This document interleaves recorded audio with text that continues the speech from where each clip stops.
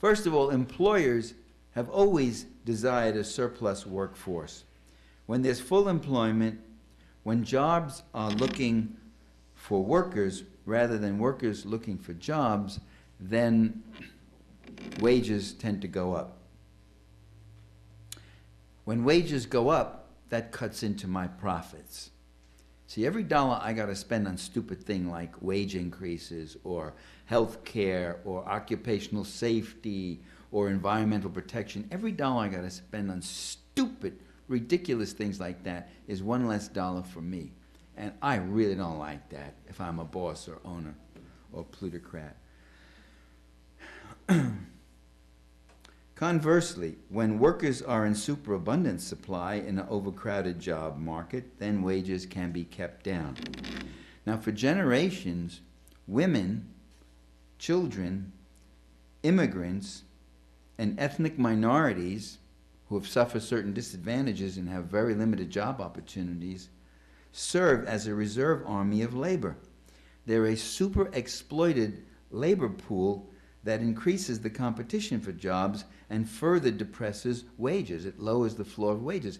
I mean, one of the things that made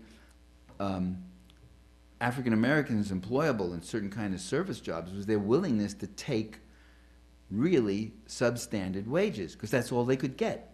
One of the things that made women employable, and the reason bosses were interested in having women come work in these shops and all, was again, out of, not their willingness is the wrong word, out of necessity it becomes their willingness to work at this wage. So a super exploited reserve group or such kind is very functional in helping to depress and keep down wages and increase that profit of that margin of profit. Racism and sexism also serve class power as a divisive force. They help keep the working class fragmented, disorganized, fighting each other for crumbs rather than concerting for a larger slice of the pie.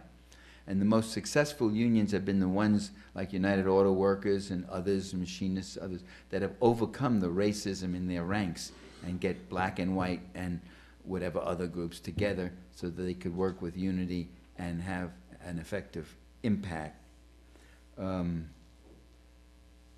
the same with sexism, you know.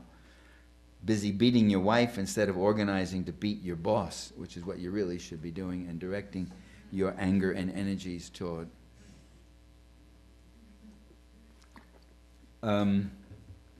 Economic elites, by the way, are very aware of this, and they consciously discourage working class unity and incite inter-ethnic competition. This is as old as Plato and Aristotle.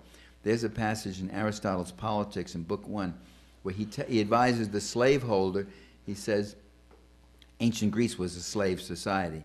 He says, if you have a work crew of slaves, make sure they're of different nationalities and they can't speak each other's language.